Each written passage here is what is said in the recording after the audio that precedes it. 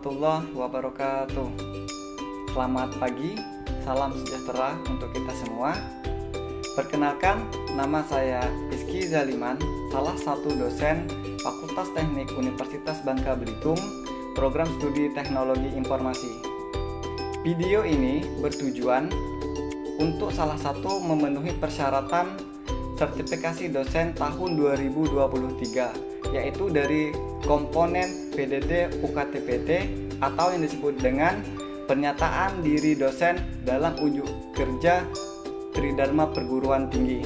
Dalam video ini saya akan mendeskripsikan mata kuliah, yaitu mata kuliah dasar-dasar pemrograman. Mata kuliah dasar-dasar pemrograman ini adalah mata kuliah wajib yang ada di program studi teknologi informasi, tepatnya di semester 1. Mata kuliah dasar-dasar pemrograman ini memiliki bobot 4 SKS atau yang disebut dengan 3 SKS itu teori dan 1 SKS itu praktikum. Dalam video ini saya akan mendeskripsikan mata kuliah dasar-dasar pemrograman ini dengan sistem DIA atau disebut dengan Delivery, Interaction, dan Assessment. Di dalam sistem delivery, di sini saya akan menyampaikan sebuah materi-materi pemrograman yang ada di mata kuliah dasar-dasar pemrograman.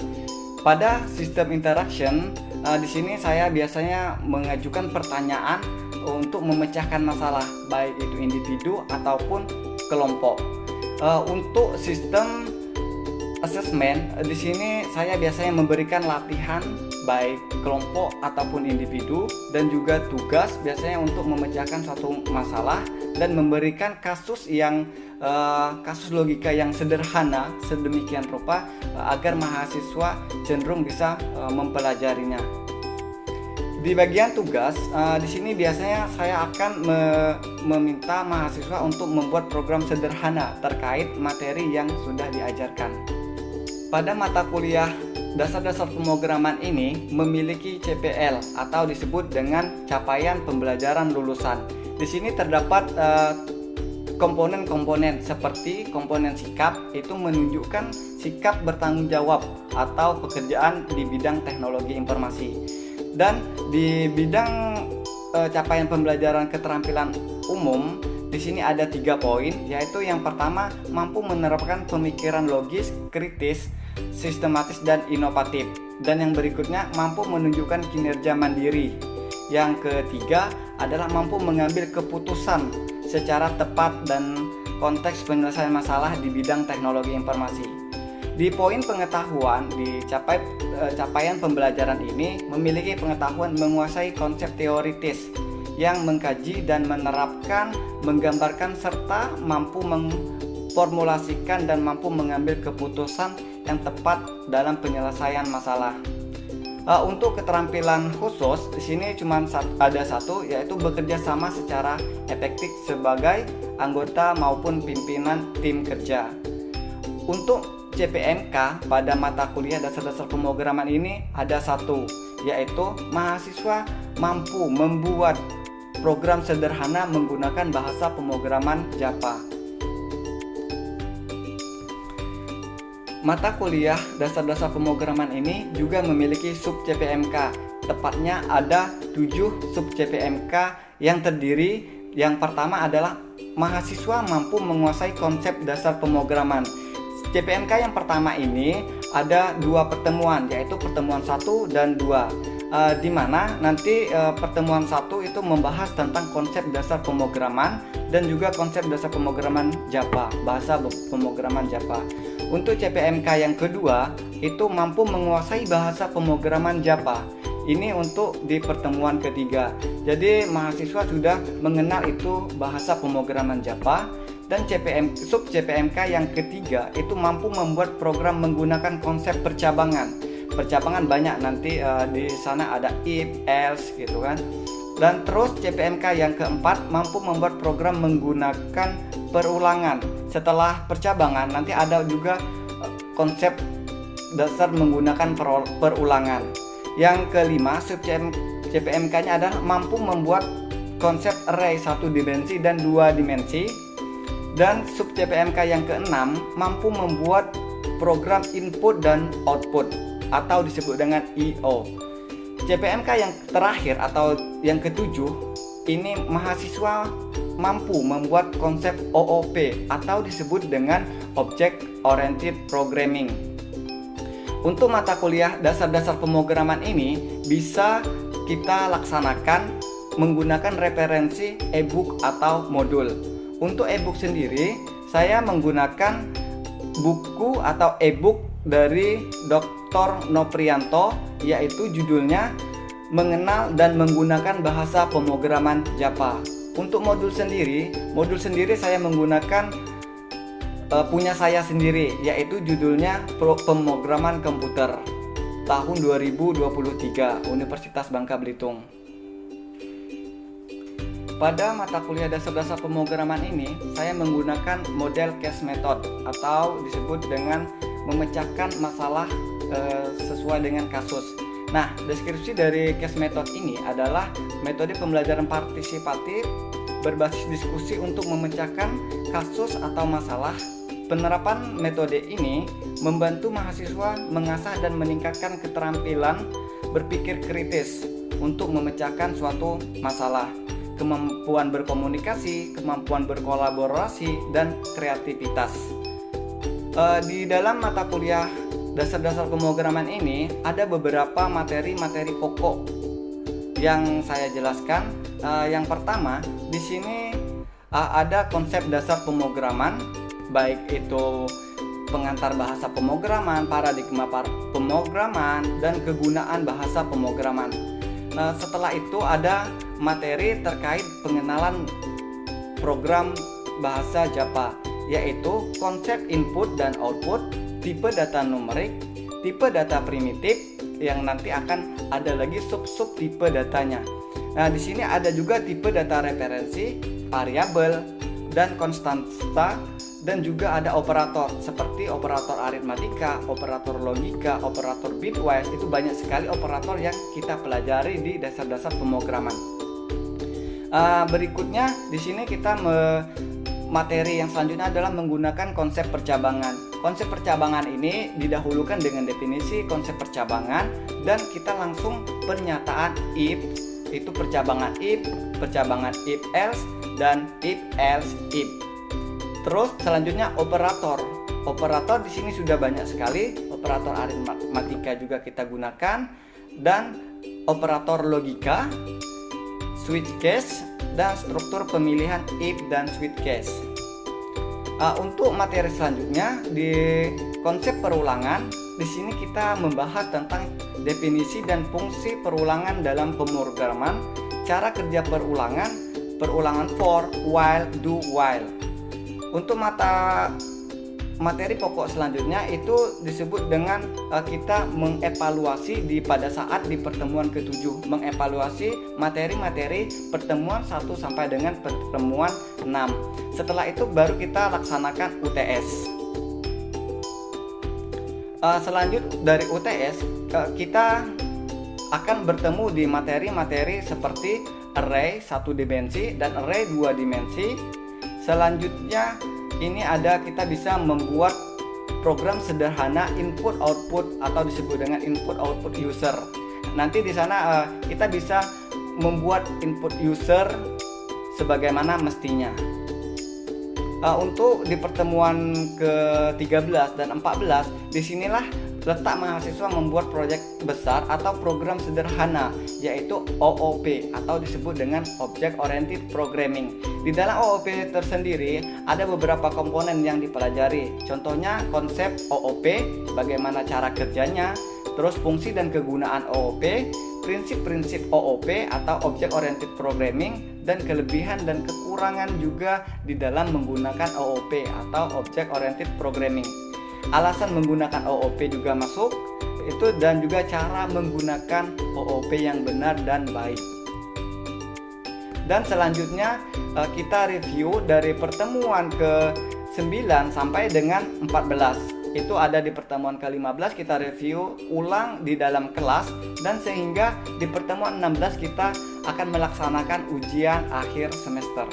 Dari materi pokok yang sudah saya jelaskan di atas atau yang sebelumnya, Nah, di sini media pembelajaran yang saya gunakan, yang pertama biasanya saya menggunakan pretest terlebih dahulu. Pretestnya menggunakan Kahoot. Nah, biasanya mahasiswa diberikan pretest terlebih dahulu. Setelah pretest, di sini mahasiswa akan melihat awal-awalan dari video atau demo dari bahasa pemrograman yang akan dipelajari. Nah, setelah itu untuk seperti kuis atau penugasan untuk individu ataupun kelompok, saya juga menggunakan Kahoot untuk media pembelajarannya. Nah, untuk aplikasi membantu dalam pengkodingan, ini saya menggunakan IntelliJ. IntelliJ ini adalah IDE-nya. IDE itu adalah Integrated Development Environment, di mana nanti mahasiswa menginstal satu persatu di laptopnya masing-masing, biar memudahkan kita untuk mempelajari dari materi-materi yang sudah saya jelaskan. Demikianlah deskripsi mata kuliah dasar-dasar pemrograman yang dapat saya sampaikan. Untuk selanjutnya bisa kita lihat di video pembelajaran berikut ini. Selamat pagi. Pagi luar biasa. Alhamdulillah ya, untuk pagi ini kita masih bersempat untuk ketemu di mata kuliah hari ini, yaitu mata kuliah dasar-dasar pemrograman, tepatnya khusus di materi pokok itu adalah pemrograman dasar. Baiklah, untuk hari ini kita akan membahas atau materi yang ada di mata kuliah dasar pemrograman ini, yaitu adalah pemrograman dasar. Materi pemrograman dasar ini adalah ada yang namanya disebut dengan konsep algoritma. Nah, di mana di konsep algoritma ini bisa Bapak ilustrasikan sebagai berikut. Di sini sudah Bapak tampilkan terkait algoritma yang sudah akan kita analogikan. Seperti contohnya seperti ini. Algoritma ini sebenarnya memiliki sebuah masalah gitu ya. Nah, dari contoh tersebut, dari awal masalah sehingga turunlah menjadi sebuah analisa masalah ya. Nah, jadi gini, kehidupan sehari-hari pasti banyak masalah ya. Baik itu masalah perhitungan, masalah pribadi misalnya. Nah, itu adalah bisa kita jadikan sebuah algoritma untuk mencapai suatu tujuan yang lebih baik. Contohnya di sini masalah. Nah, setelah masalah itu akan timbul, kita bisa analisa masalahnya. Disebut dengan manusia yang bisa menganalisa sebuah masalah-masalah tersebut. Benar? Nah, jadi atau disebut dengan brainware, kalau bahasa komputer itu adalah brainware. Nah, setelah masalah analisa sudah kita dapatkan, sehingga kita bisa tahu pemecahannya itu bagaimana, terus bagaimana tahapan selanjutnya. Nah, terus setelah kita tahu bagaimana pemecahannya, kita baru masukkan ke dalam sebuah program komputer yang akan kita laksanakan seterusnya. Ini akan timbul ke komputer atau disebut dengan hardware. Nah, di sini coba kalian lihat, di sini ada tinjau sebuah masalah sederhana, yakni mempertukarkan isi dari dua buah gelas. Gelas A berisi air kopi dan gelas B berisi air susu. Nah, contohnya di sini kita ingin mempertukarkan isi kedua gelas itu sedemikian hingga gelas A akan berisi air susu dan gelas B berisi air kopi. Nah, contohnya seperti ini. Kan Bapak punya dua buah gelas gitu ya. Dua buah gelas. Nah, dua buah gelas ini yang A, ini dan B. Ini berisi kopi, ini berisi susu. Nah, ini kan sebuah masalah. Kalau pertanyaannya, kan ini hitam, ini kopi ya, ini susu. Pertanyaannya, gimana cara menukarkan antara dua gelas berikut ini? Misalkan kita pindahkan antara kopi ini pindah ke susu, susu pindah ke kopi. Gimana caranya? Itu adalah sebuah masalah besar ya. Kita nggak bisa dalam kehidupan ini kita akan menyelesaikan masalah ini dengan sebuah tidak ada masalahnya gitu ya. Pasti di sini kita harus punya bantuan gelas lainnya, karena tidak bisa antara kopi ini pindahkan ke susu, susu pindahkan ke sini pasti tidak bisa. Sehingga kita bisa tambahkan satu buah gelas lagi atau satu buah gelas baru. Nah, disebut dengan gelas C. Nah, untuk coba perhatikan langkah pemecahan berikut ini. Nah, sebelum pertukaran itu ada kopi, ada gelas B itu berisi susu, dan gelas C sudah kita dapatkan, sudah kita punya. Dari pertukaran ini bisa kita selesaikan jika kita sudah mendapatkan gelas C yang kosong. Sehingga di situ tahapan yang pertama itu adalah kopi ini bisa kita pindahkan ke gelas C. Nah, gelas C berarti yang kosong adalah gelas A. Sekarang gelas A yang kosong, berikutnya gelas B susu kita pindahkan ke gelas A. Sehingga nanti output yang terakhir itu gelas kopi ini akan kita pindahkan ke B. Sehingga akan muncul seperti ini untuk outputnya. Dari algoritmanya berarti ini sudah susu, gelas A susu, gelas B baru kopi. Nah, di sini gelas kopi. Nah, seperti itu adalah analogi terhadap algoritma yang kita akan pelajari berikutnya. Nah, program dalam bahasa mesin itu interpretasi oleh CPU ya, dan outputnya itu nanti bisa dibaca, ditulis, dihitung, dan diperbandingkan dan sebagainya. Apa itu algoritma? Oke, silakan apa? Jadi bisa ditarik kesimpulan apa itu algoritma secara sudut pandang mahasiswa. Menurut pandangan saya dari yang Bapak jelaskan tadi, algoritma adalah suatu cara untuk menyelesaikan masalah itu secara terstruktur. Oke, benar, sangat bagus sekali ya. Mungkin ada lagi mahasiswa yang berpandangan beda atau sama halnya. Oke, boleh? Menurut saya, algoritma itu adalah sebuah operasi yang mengeluarkan nilai output. Oke, berarti yang akan menghasilkan output dan juga terstruktur itu semuanya sama ya dan benar. Tapi di sini ada suatu algoritma itu secara umum ya, secara umum dan secara kamus besar bahasa Indonesia itu disebutkan algoritma adalah urutan logis gitu untuk pengambilan keputusan untuk pemecahan suatu masalah. Ya, paham? Oke. Di sini kan kita akan membedakan antara bahasa manusia dengan bahasa mesin atau code ya, atau coding juga kita bicarakan. Nah, di sini sudah tergambarkan oleh temannya itu Jo Panda. Di sini bahasa manusia. Nah, sekarang di sini kita coba perhatikan di situ menghitung luas persegi panjang itu menggunakan bahasa mesin. Nah, di dalam bahasa mesin kita tinggal input nama tipe datanya, terus langsung misalkan kita ambil integer ya, integer di sini, integer, terus nama panjang, terus integer lebar. Nah, gitu misalkan di sini langsung kita kasihkan value-nya. Di sini 10, di sini 5. Nah, di sini luas sama dengan panjang. Kan di sini nama variabelnya ya. Ini panjang dikali lebar. Di sini nama variabelnya. Tinggal titik koma dan akan langsung menghasilkan kita print luas. Di sini akan menghasilkan 50 kalau codingnya sudah dijalankan. Itu di praktikum nanti ya.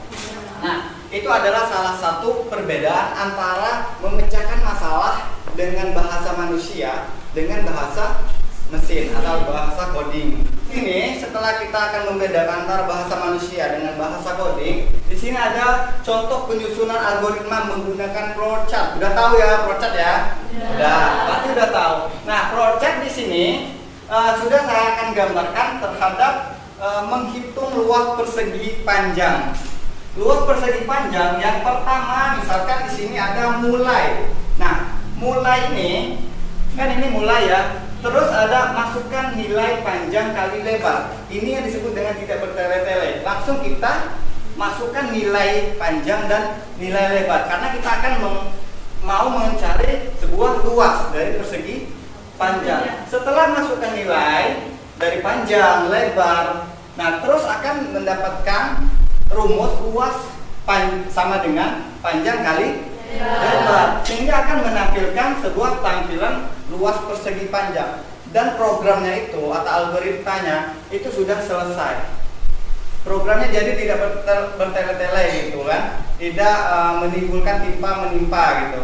Oke, setelah kita sudah mempelajari apa itu algoritma, sekarang untuk tugas ya. Nah, tugas ini adalah kita akan membuat sebuah kelompok. Kelompok mungkin ini bisa kita terdiri dari 3 kelompok saja ya, untuk memecahkan masalah yang sudah saya buat gitu. Algoritmanya sudah saya siapkan, biar kalian per kelompok bisa memecahkan sebuah masalah yang ada. Nah, di tugas kelompok ini, 3 kelompok ini saya akan berikan sebuah kasus atau studi kasus. Di sini coba diperhatikan, ini ada tugas kelompoknya.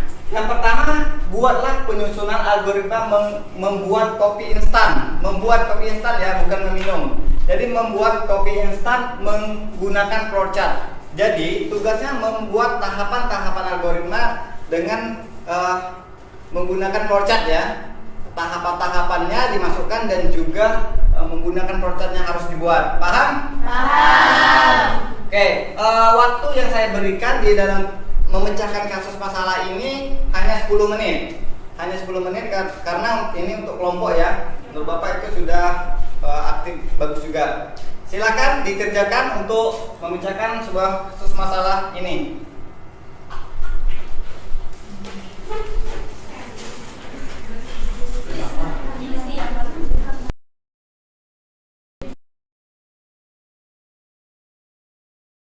Oke. Baiklah, gimana tugasnya udah selesai? Sudah. Ya, lama juga 10 menit yang berlalu. Nah, sekarang kita akan bahas tiap-tiap kelompok yang akan membahas. Mungkin presentasi dari kelompok siapa dulu yang mau maju? Saya, Pak. Oke, boleh, silakan perwakilan dari kelompok 3.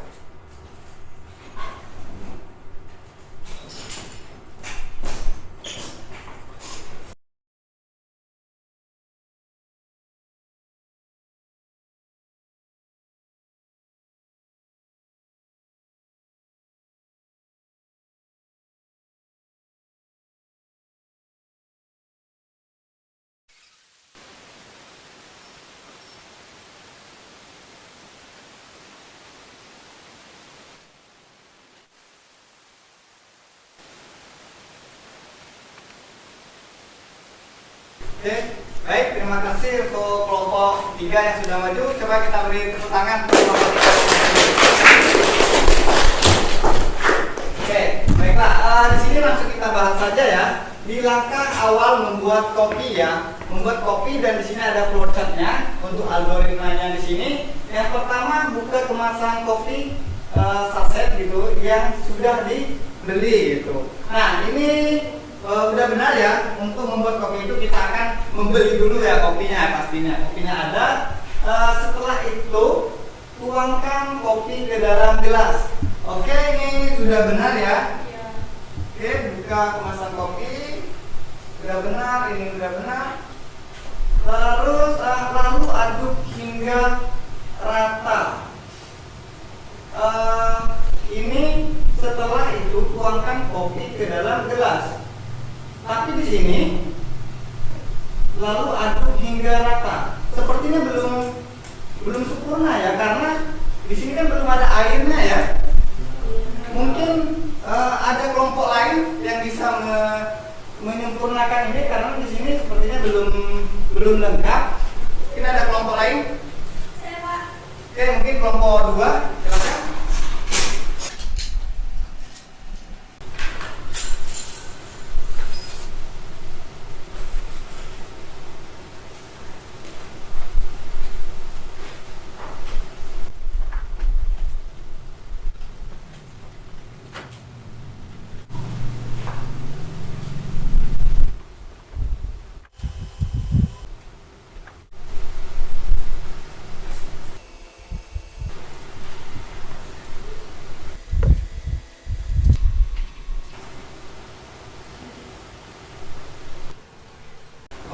kita beri tepuk tangan untuk kelompok 2 yang kita. Baiklah, kita akan bahas di sini ya. Yang pertama udah benar, yang kedua udah benar, dan yang ketiga setelah dituangkan kopinya ke dalam gelas, itu baru kita siapkan air atau panaskan air hingga mendidih. Nah, lalu ini udah benar tahapannya, dan berarti ini juga sudah benar. Tuangkan air panas yang sudah kita siapkan tadi ya ke dalam cangkir gitu kan. Berarti ini udah benar hingga mendidih. Tuangkan air panas, ini sudah benar. Tuangkan air panas ke dalam gelas. Oke, tuangkan air panasnya. Berarti sudah benar ya. Air panas, lalu baru aduk. Tadi kan salah urutan saja ya. Salah urutan saja berarti lalu aduk hingga merata. Boleh nanti kalau ada toppingnya bisa ditambahkan ya. Krimnya boleh ditambahkan itu. Itu codingnya biasanya terpisah lagi. Nah, kopi instan siap dinikmati. Barulah kita bisa meminum kopi. Nah, jadi kesimpulannya ini sudah benar. Nah, mungkin kelompok 1 apakah sama dengan yang ini atau berbeda? Sama. Oke, sama. Berarti kelompok 1 udah benar ya. Kelompok 2 juga udah benar. Mungkin kelompok 3 belum benar karena cuman ada salah urutan saja. Oke. Nah, ini sudah selesai untuk tugas kelompoknya. Sudah terpecahkan kasus dari sebuah membuat kopi atau algoritma tahapan-tahapan membuat kopi dan juga menggunakan flowchart membuat kopi. Oke, baik. Dari setelah kita melaksanakan tugas, membuat tugas kelompok, di sini untuk materi hari ini bisa kita tarik kesimpulan ya. Tarikan kesimpulan yang pertama adalah kita sudah membahas apa itu algoritma, adalah tahapan-tahapan di mana untuk mencapai suatu tujuan gitu ya. Nah, itu dari algoritma. Terus juga algoritma ini banyak sekali macam contohnya di kehidupan sehari-hari kita, baik itu seperti membuat kopi, terus mengendarai sepeda motor, mengendarai sepeda mobil, itu bisa dijadikan notasi-notasi algoritma. Itu bisa kita representasikan sebagai algoritma ya.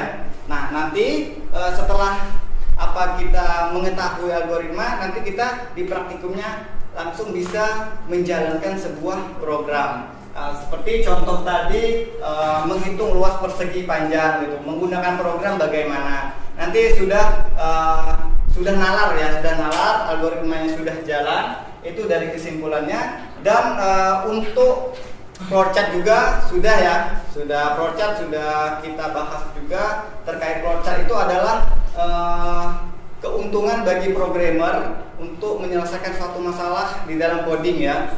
Jadi itu adalah suatu analisis kebutuhan untuk programmer.